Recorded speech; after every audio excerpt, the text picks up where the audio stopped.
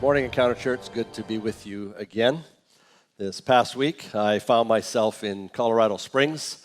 It was a tough place. It was actually very beautiful. I was there for a conference from Sunday night through till Friday evening. We were in a place, the Navigators headquarters, if you're familiar with Navigators, right by the Garden of the Gods. And it was a beautiful place to have a conference. The room that we met in had windows overlooking the mountains, and it was a good time away. But it was also good to get back because yesterday was my wife Carol Ann's and mine 45th wedding anniversary. Some of you, I think, saw that. Thank you. Saw that on Facebook. My wife definitely likes to share our life on there, and so it keeps you updated. And thank you for all the comments, most of which were very kind.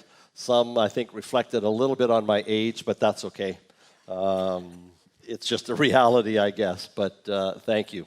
So it was a good day of celebration, and it's good to be with you this morning because we're concluding our teaching series, Growing in Jesus. That's one of the 5 core values that we espouse here at Encounter Church.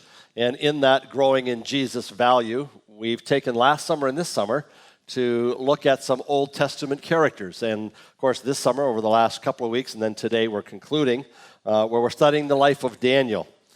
Daniel and his friends. So, of course, a couple of weeks ago we looked at Daniel chapter 1, and we saw there the overarching theme of the whole book of Daniel. That is, despite appearances, whatever might be happening, God is in control. Last week we looked at Daniel chapter 3. We looked at the 3 friends of Daniel, Shadrach, Meshach, and Abednego, and realized again that they remained faithful to their God in a world that really was worshiping everything and anything but the true God. And so we find them being faithful in the midst of a lot of faithlessness. If you've missed any of those, you can check our website. We have podcasts there, and you can get caught up. This morning, we're going to conclude by looking at Daniel chapter 6. So if you have your Bibles with you this morning, you can either open them, turn them on. Daniel chapter 6, if you're using the Bibles in the chairs in front of you, it's page 716. And just kind of take that chapter 6 and hold it open because we're definitely going to be spending some time there. And of course, it's the amazing story, as you might have guessed by the video and the songs that we've sung this morning. Probably a story of the Bible that whether you're young or old or in between, you just love to go back to it. And of course, that's Daniel in the lion's den. Maybe a little context as you're continuing to find your way to Daniel chapter 6. We now have a change of kings. So we started in chapter 1, and actually in chapter 3, it was King Nebuchadnezzar of Babylon. He was succeeded by his son, Belteshazzar. But now in Daniel chapter 6, there's a new country that's in charge. The Medes and the Persians have overtaken Babylon. And so now we have King Darius, who is the king. And so that kind of sets the context for where we are this morning. And so Daniel chapter 6, I'm just going to kind of go through the story and then maybe leave you this morning with a couple of takeaways of what we can learn from Daniel chapter 6. So in verse 1 of Daniel 6, of course, it tells us that Darius the Mede has now decided, he's in charge, to divide the kingdom into provinces, and he appoints a high officer to rule over them. But then, again, as been the case with Daniel, he chose Daniel and 2 others as administrators to supervise all of those leaders. And of course, as we have seen throughout this, God has given Daniel some special abilities. He's given him some special wisdom. And so we read here again that Daniel proved himself more capable than everybody else. And because of his great ability, the king was going to place him over absolutely everybody, in charge of everything. And as we have seen throughout the book of Daniel, now remember, Daniel is Jewish. These other administrators are the Gentiles, the Babylonians, and now the Persians. They just get really ticked off when the king seems to appoint someone else other than them to these high positions. And so they began searching, we're told in verse 4, for some fault. So they're going to scrutinize everything he did, everything he said, and they're going to find something that they hoped could take him down. But it says they couldn't find anything to criticize or to condemn. Listen to these words about Daniel. He was faithful, always responsible, and completely trustworthy. What a reputation he had. What a reputation we could have as followers of Jesus. Wouldn't it be great if those that we worked with would look at us and say, he was faithful, she was always responsible. They're completely trustworthy. So then they concluded, okay, if we can't go that route, then there's really only one way left, and that is we have to look at his faith. We have to look at who he worships. Maybe there's something in his religion that we could use to bring him down. So these administrators, these high officers, in verse 6, went to the king and said, okay, now they're sucking up to him again. Long live King Darius. Okay. Now he says, we're all in agreement. Well, it's not everybody. It's the few who were there. But we want to sound like it's everybody, right? We're familiar with that. We are all in agreement. Ministers, officials, high officers, advisors, governors. The king should make a law. And we want this law, man's law, to be strictly enforced. So they said to the king, give orders that for the next 30 days, any person who prays to anyone, divine or human, except to you, your majesty, is going to be thrown into the den of lions. And now, and here's the clincher for them, your majesty, issue and sign this law so that it cannot be changed. So it's not just a decree, but now it's going to be written down, an official law of the Medes and the Persians. And we find out that if you seal it, make it a law, and you write it down, no one can change it, actually not even the king. And so King Darius thought for a moment, I'm sure, and said, okay, well, everybody bowing down to me for 30 days, that sounds like a cool thing. Sure, I'll do that. So he signs this decree. Now we're at verse 10. Now Daniel learns that the law had been signed. What does he do? It says he went home and knelt down as what? As usual. So he wasn't doing a protest. He wasn't going to make a show of anything. This is what he normally did. It says he knelt down as usual in his upstairs room. Windows were open towards Jerusalem, and the Jews in that day, because they were dispersed, they remembered that King Solomon, when he dedicated the temple, that the temple was the place where they could come and they would worship God, that God would reside there, not only there, but that was a place that, kind of showed where God was and that they could come in to worship him. And so whenever they were in exile, they would kind of point towards the east, towards Jerusalem, and they would pray. And so that's what Daniel was doing. He prayed, listen to this again, 3 times a day, what? Just as he had always done. David or Daniel didn't change anything. This is what he always did, 3 times a day, giving thanks to his God. Okay, well, the officials, because this was their ploy then, the officials then went together to Daniel's house, so they were off a distance, but they kind of knew that his practice, right, was always to go 3 times a day before this open window, facing east, that he would pray, and he would pray to his God. And they went together to Daniel's house, found him praying and asking for God's help. So it's obvious from this that Daniel knew that the decree had been given. Daniel knew that he would never do that he would never bow down and worship the king. Now, he didn't do anything unusual. He didn't change any of his regular routine. But in this case, he was asking for God's help. He kind of knew something was probably brewing, and it might come back on him if he didn't bow down and worship the king. So, of course, all of these officials then went straight to the king. And now they're getting a little bit arrogant, and we're just told that they just reminded him, did you not sign a law that for the next 30 days any person who prays to anyone, divine or human, except to you, will be thrown to the lion's den? Well, yeah, the king says, I did that. It stands. It's an official law. It's the Medes and the Persians. Nobody can change it. Yeah, okay, go on, Well, then they told the king. Listen to how they talked about him. That man, Daniel. One of the captives from Judah, one of those Jewish guys. Well, he's simply ignoring you in your law. And he still prays to his God 3 times a day. Well, King Darius really liked Daniel. While he didn't believe in the same God that Daniel did, he really liked Daniel. He saw that the God of Daniel was on Daniel's side. And so hearing this, the king was deeply troubled. And he was trying now to think of a way to save Daniel. And he spent the rest of the day, we're told, looking for a way to get Daniel out of the predicament. He did not want to have to throw Daniel into the lion's den.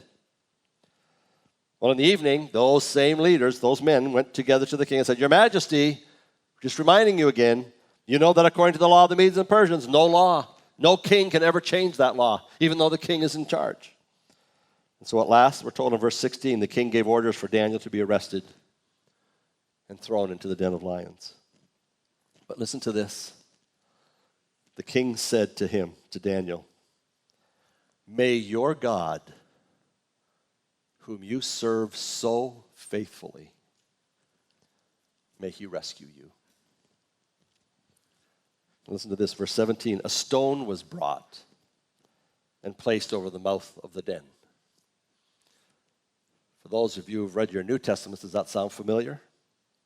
A stone was brought, placed over the mouth of the den, and the king sealed the stone with his own royal seal, the seal of his nobles. No one could touch that stone. No one could move the stone. Then the king returned to his palace, we're told. He spent the night fasting. Interesting, isn't it? He refused his usual entertainment. He couldn't sleep at all that night. Verse 19, very early the next morning, the king got up, and he hurried out to the lion's den. And when he got there, he called out in anger. So there was something in King Darius that was trying to believe that maybe this God whom Daniel served so faithfully, maybe in fact he was powerful enough to save Daniel. So he says, when he got there, he called out in anguish, "Daniel, servant of the living God, was your God whom you served so faithfully able to rescue you from the lions?" There was probably a pause. Maybe Daniel played with him a little bit and made it a little bit long. We don't know. I don't know what Daniel did. But then finally Daniel answered. And what did he say? "Long live the king." He still had respect. He was in captivity. He had respect for this man who was over him. "Long live the king.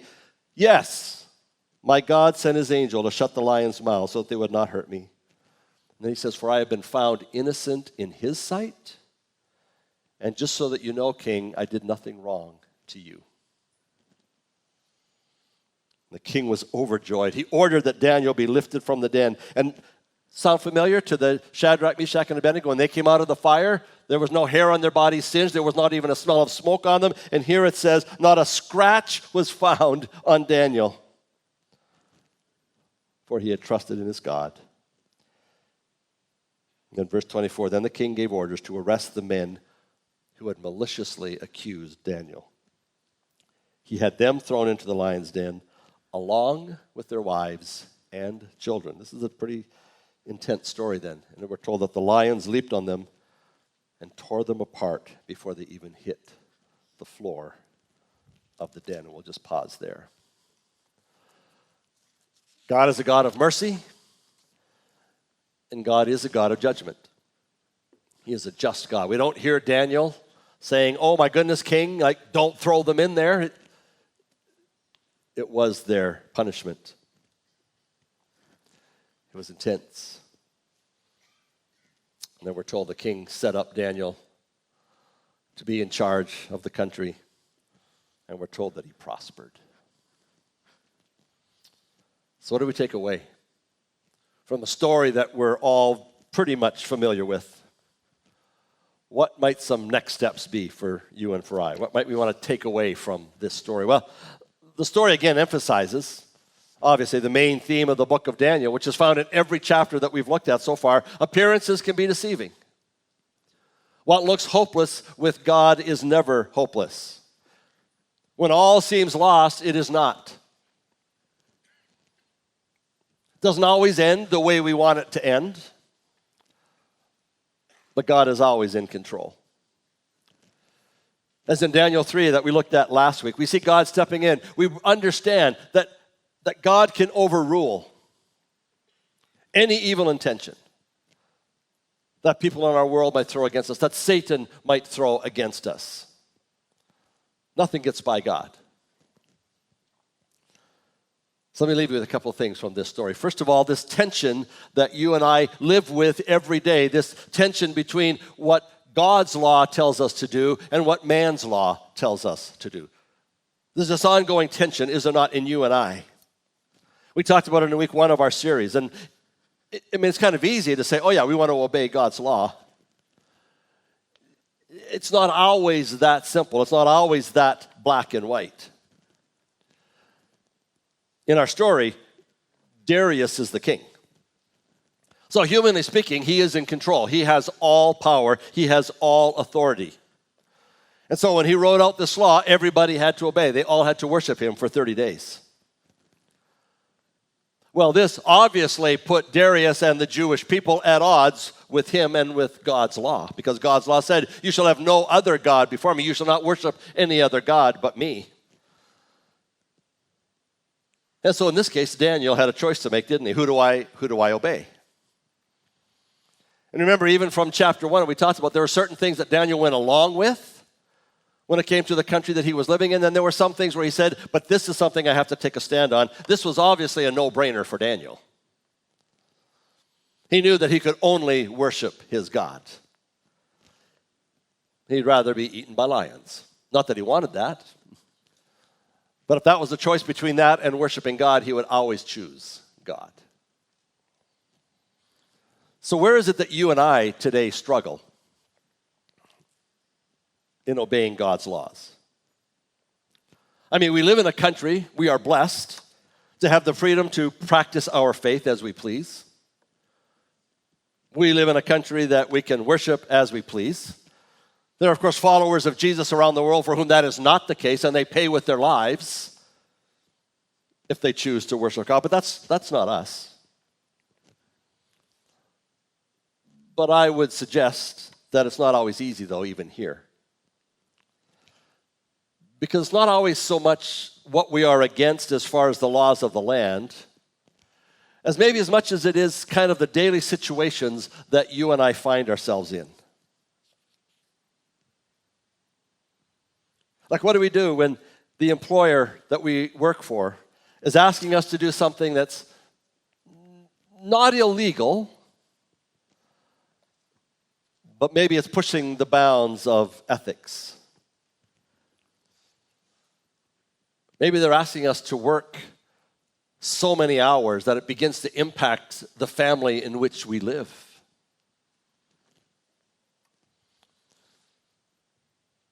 Maybe we go so far as to talk about the team sports that require all weekends to be filled with their activity. When is it that we are to take a stand? Now understand, it will look different for all of us. God does not speak that same way to everyone. So be careful in your judging. Be careful in your attitude, because God may be saying something different to one person than he is to you, and that's okay. That's between them and God. Make sure that you're doing what God is asking you.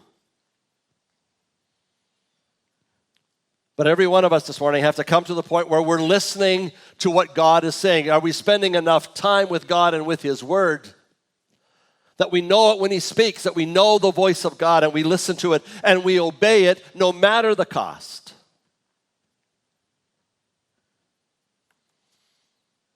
Let's go back to our story for a moment. I mean, you see the dilemma that King Darius had. I mean, he was the king. He was the ultimate authority, and yet the very law that he imposed took away his authority. Even as the ultimate authority, humanly speaking, he could not change what he wanted to change. Even though that law was deceptively orchestrated, he wanted to change it and he couldn't. In the end, he was not above the law. He had to submit to that law even though he was king. Well, let's look then at God. What about God? Is he above his laws? Well, probably part of us would want to say, well, maybe. He's God. But I would suggest that's going down a path that would just lead us nowhere. God is not above his law, but there is a definite difference between God and King Darius. God's law is always the perfect expression of his character. Longman puts it this way in his commentary. He says, the difference between Darius and God is that God knows himself perfectly. He knows the consequences of his acts and pronouncements perfectly. It's a difference. Psalmist David put it this way. He said, the instructions or the laws of God are perfect. Following them revives our soul. The decrees of God are trustworthy, making us wise. in our simplicity. He goes on to say, the commandments of the Lord, they're always right, and they bring joy to our heart. He concludes by saying, the commands of the Lord are clear, and they give way to insight. And the list goes on. We can trust. We can trust that following God's laws, following His instructions, following His decrees, following His commands, whatever they might be, is always what is best for you and for me. God always has our best in mind when He says those things. See, Daniel, under the pressure of the moment, showed his faith. And of course, for Daniel, in this case, he was rewarded. He was rewarded with his life. He was rewarded with promotions. He was rewarded with prosperity. He did really well in captivity.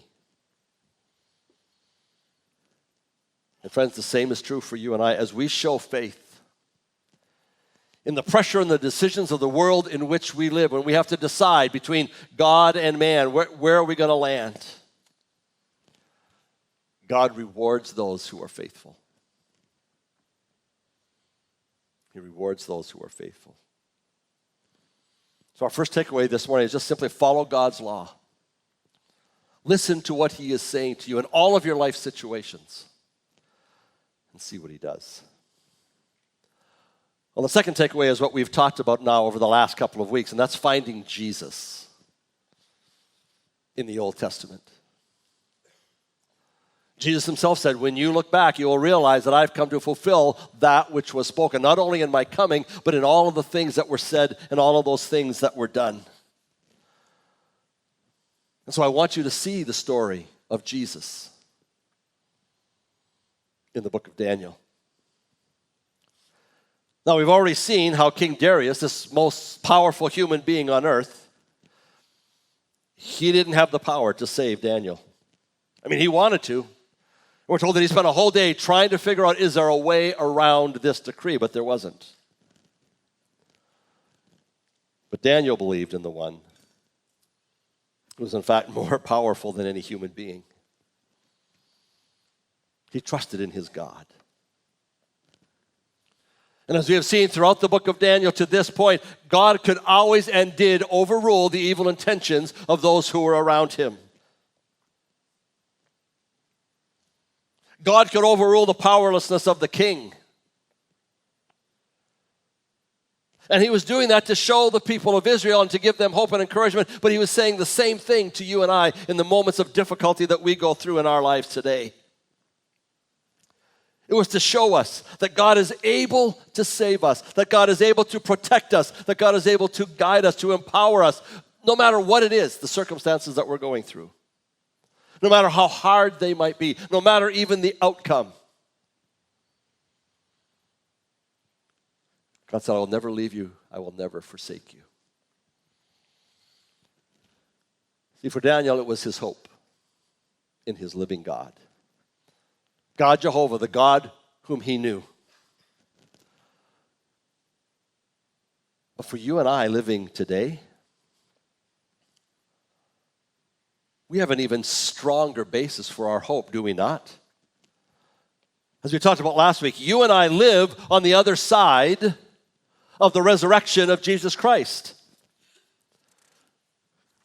Like the one whom Daniel and the people of Israel hoped for, who they had read the prophets saying, there is one who is coming, the Messiah. That was still only a hope for someone like Daniel. He believed in his God, but he was still waiting for the Messiah. You and I live after the fact. We live after the fact that Jesus Christ fulfilled all the prophecies of the coming Messiah. I mean, it's what we celebrated last Sunday when we came together at the table to participate in our communion service. We did it what? In remembrance of the incarnate Christ, living, dying, and rising again. We look back at the cross. We remembered the words of Jesus on the cross when he said, it is finished. But can you see the story of Jesus in our story today because we live after that fact. There was a stone, and it was rolled in front, and Daniel was cast in, and that stone was put there, and no one could free him. It's not a stretch to see that Daniel being thrown into the lion's den and walking out the next day is a foreshadowing of the fact that Jesus Christ himself was going to be thrown into a tomb and sealed with a big stone and that he would come out. It's an incredible story. For those of us living today, to see that power that was available to Daniel is now available to you and I in the resurrected Jesus Christ. W.S. Towner, in his commentary on Daniel, he puts it so eloquently. Listen to what he says. He says the big difference between the two, between Daniel and between Jesus, is that Daniel emerges without a scratch, while Jesus dies. Yet it's that difference which underlines the superiority of the reality, which is Jesus, to its foreshadowing, which was Daniel. Jesus dies, yet he emerges alive from the tomb, victorious over death. I trust that you see this morning that the power that allows us to risk it all for our faith, even death, is Jesus. It's not likely that any of us here this morning are going to be asked to give our lives for our faith in this country in which we live. As we mentioned earlier, there's places in the world where you will die. But ask yourself still the question, what is it that you are willing to risk for your faith today? Is there something that God has been talking to you about, asking you, and you've held back? Statistics tell us that for some of you, dying would be preferable to speaking in public. Pastor Ryan mentioned that last Sunday, 11 individuals decided it was worth it to get past that fear of speaking in public and to follow God and his command to be baptized. And all 11 of them stood before those of us who were there and stood in front of a microphone, and they professed their faith in Jesus Christ. They asked all of us to look, all of us to observe, all of us to hold them now accountable to this decision that they were now following Jesus, and they wanted us to know. They followed God obediently in his command to be baptized. And for many of them, as you listen to their stories, it was a journey. It didn't just happen overnight for most of them. But it was at this moment and in this time that they heard the voice of God speak to them, and they said yes. And I can tell you they were rewarded for their obedience. It was an incredible, incredible day. It's just an incredible day. It brought honor and glory to God.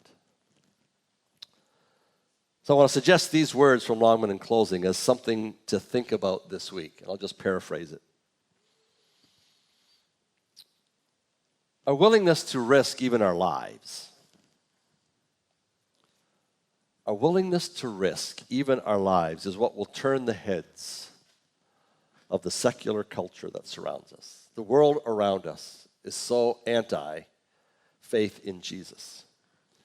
And yet our decision, our lives, our willingness to risk it all will make people take notice. Followers of Jesus